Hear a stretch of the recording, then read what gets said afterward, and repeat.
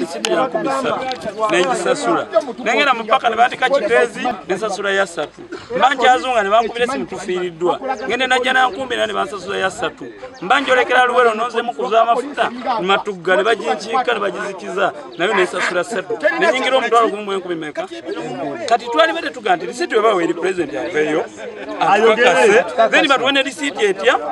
ngetambula Wakiso district yonna walabanga nanga lisiti ngekola Kampala branch wonanga otambula egombolola tenna sente zisobola giyamba nga gombolola lisiti nze sijagala ya kujjako nga Museveni agambye ti lisiti ekoleki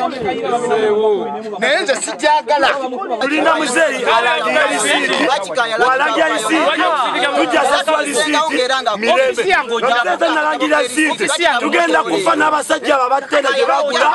etali makubo matuufu sekugombolola wano tewedde era tusigadde tugamba nti ekigambo president kye yateeka mu nkola kye kigenda mu maaso tetugenda mu maaso na lisiiti olw'ensonga nti bano abaataddewo lisiiti batugambye nti eno yafuuse Kasangati town council yadde yafuuse town council naye ate sente zeefuna okweyimirizaawo zifa mu central government mu 2021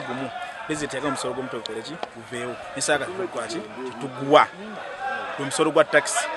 taxi esaaga kati president yagijjako omusolo president atugamba kusasula omusolo gwa mulundi ogwo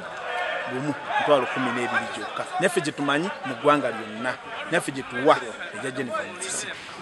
naye kakati esi gye tulina mu nsonga zaffe ne tutambula president bwe yayimiriza twaliko kyakoze eki nti ayimiriza ate bwatugaye tutandike tetulina ekyalukola ki sigala tutandike mukimanyi bulungi nti mu Kampala KCCA authority muwa omusolo temuguwa muguwa basero twogere bulungi tuguwa